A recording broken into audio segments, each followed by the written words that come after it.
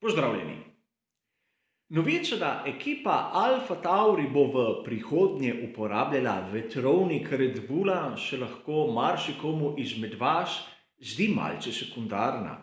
A kot bomo videli v naslednjih minutah, te spremembe imajo lahko dolgoročne posledice, generalno gledano na vse B ekipe v obdobju po 2021 v perspektivi tistega novega pravilnika, nove Formule 1.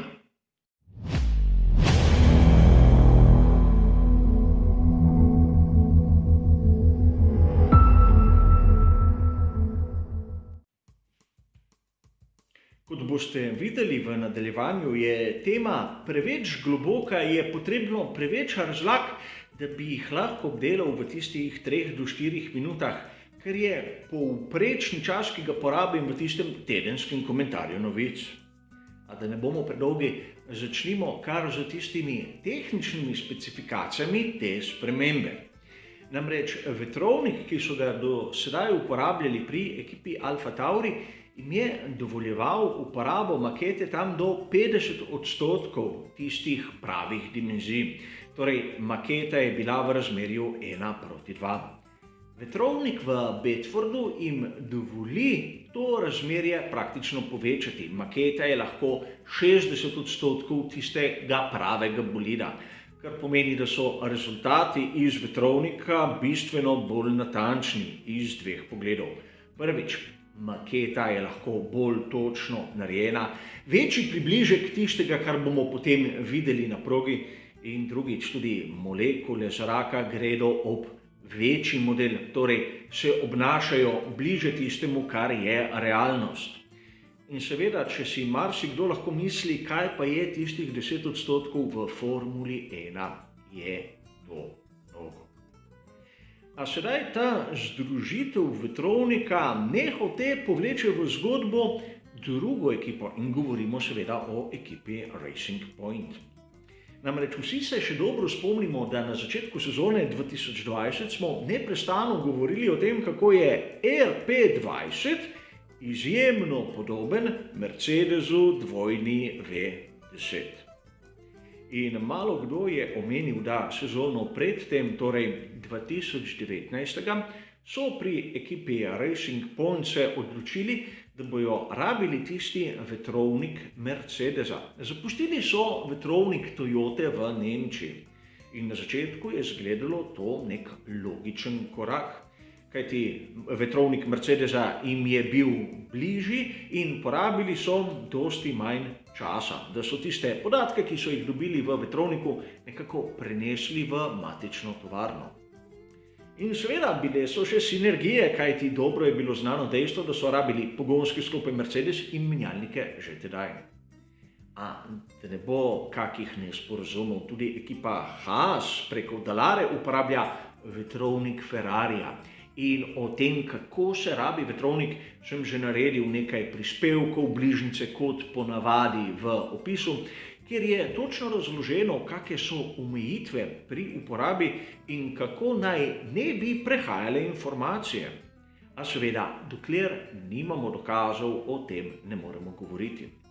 A imam neko zanimivost za vas. Čeprav je vsakdo se spotaknil ob bolid ekipe Racing Point, skoraj nihče ni opazil, da bolid Alfa Tauri AT01 je bil po svoje izjemno podoben tistemu Red Bullu RB15 in govorim seveda spet za sezono starejši bolid. A da se bomo bolje razumeli, o čem govorim, bom zopet uporabil neko maketo, samo tako, da se bomo bolje razumeli, tokrat Ferrari F15T, sezona 2015. Namreč pri bolidu Alfa Tauri AT01 je bilo jasno, da uporablja isti menjalnik kot Red Bull RB15. In ker oba bolida imata na razpolago pogonski sklop Honda, je nekako logično, da tisti zadek bolida, in govorimo nekje od tistih ramen voznika nazaj, je zadeva logična, da si je med seboj podobna. Namreč enaka inštalacija pogonskega sklopa, možna je samo ena, enak menjalnik pomeni samo eno možno aerodinamično rešitev. in mislim, da se pri tem vsi strinjamo. Edine bistvene razlike so lahko nekje tam od začetka vozniške kabine naprej. Če primerjamo tisti nosni konus, ki smo ga videli v sezoni 2020 na bolidu Alfa Tauri AT01, s tisto zadnjo izpeljanko, ki smo jo videli v sezoni 2019 na Red Bullu RB15, bomo videli, da sta si med seboj izjemno podobna. In k temu argumentu se bomo vrnili v kasnejših minutah, ampak zanimivo je to, da pravzaprav se nihče ni spotikal ob to podobnost. Čeprav drugače pobarvani elementi, mislim, da se vsi strinjamo, da so med seboj izjemno podobni. A zavedati se moramo enega dejstva, po znanih podatkih je med Red Bullom RB15 in tudi 16 ter Alfa Taurijem AT01 bistvena razlika in to je medosna razdalja. Medosna razdalja je pa ena izmed tistih ključnih elementov, kateri določa tudi obnašanje samega bolida. Zavedati se moramo, da pri skuderiji Toro Rosso pomišljaj Alfa Tauriju so že nekaj sezon, kar se tiče medosne razdalje, sledili Mercedesu. Namreč najmanj v zadnjih 2 sezonah imamo medosno razdaljo tam okrog 3700 mm in govorim približek. V mnogih različnih virih boste dobili različne podatke, a rad bi poudaril, da mnogi viri dobijo te medosne razdalje pravzaprav z analizo fotografij. In sam težko verjamem, da se lahko na milimeter natančno da izmeriti medosno razdaljo iz gole fotografije. Še posebej tiste, ki niso posnete z nekim namenskim fotoaparatom. A pojdimo naprej. Pri Mercedesu dvojni V10 smo imeli do potankosti podobno medosno razdaljo. Pustimo sedaj milimeter več ali manj, ampak tudi tam se je ta vrednost gibala okrog 3700 mm. Po raznih podatkih nekaj manj, a pri obeh bolidih izjemno podobne vrednosti. Razlika je bila med teh 3700 mm in tistim, kar smo videli pri Red Bullu. Tam se je gibala okrog 3620 mm ali zaokroženo 8 cm manj. Tu se razlika med Red Bullom in Alfa Taurijem neha. Namreč rejk je izjemno podoben tako pri Red Bullu kot pri Alfa Tauriju, tam okrog 2 stopinj in zopet s pripombo, da je izjemno težko to točno na desetinko oziroma stotinko stopinje razbrati iz fotografij. Po drugi strani pri Mercedesu smo imeli rejk, kateri je imel vrednost stopinje in 1/10 približno zopet.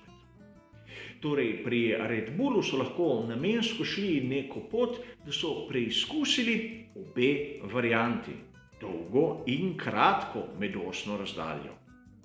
A moramo biti pozorni, zakaj je ta združitev vetrovnikov sploh tako pomembna. Mislim, da sem že dokazal, da se zgoditi, da nek prehod informacij bo, čeprav pravilnik je okrog tega strog, a Formula 1 je šport, kjer se pravila ukrivljajo in tega se moramo zavedati. Največji greh je, da ti pri kršenju pravil dobijo, ne da jih kršiš. Seveda jasno nam more biti naslednje. Če je novica prišla v javnost januarja 2021, je ves tisti glavni del razvoja na novih bolidih pravzaprav že opravljen, še posebej, če damo v zakup dejstvo, da v sezoni 2021 v resnici ne bomo videli popolnoma novih bolidov. Torej, pripravljajo se na sezono 2022 in na tiste nove bolide.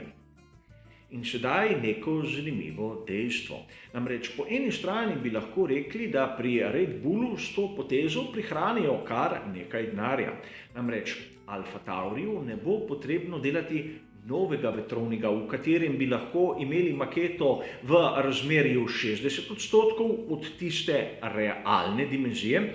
Po drugi strani bodo lahko plačevali Red Bullu za najemnino njihovega vetrovnika, kateri bi bil hočeš nočeš prazen. Podobna zgodba, naprimer Haas, Ferrari in seveda Racing Point, Mercedes. Finančno izjemno zanimivo, se strinjam. Zakaj bi imeli prazne kapacitete, če jih lahko oddaš svoji ekipi B? Po drugi strani smo videli, da določeni elementi bolidov, hočeš nočeš, morajo biti enaki. Še posebej, če bolidi delijo kar lepo število komponent med seboj. Torej, tisti deli bodo deležni dvojnih ur v vetrovniku, kar bo pomenilo boljši razvoj. Seveda, tu je kar nekaj vsebin v pravilniku, a prepričan sem, da jih bodo marsikateri znali izkoristiti. Mogoče bo ena ekipa razvila eno komponento, druga ekipa razvila drugo komponento in nato si bodo te komponente samo izmenjali med seboj. O tem sem že govoril v preteklosti. A zanimivo je dejstvo, na katerega malo kdo pomisli.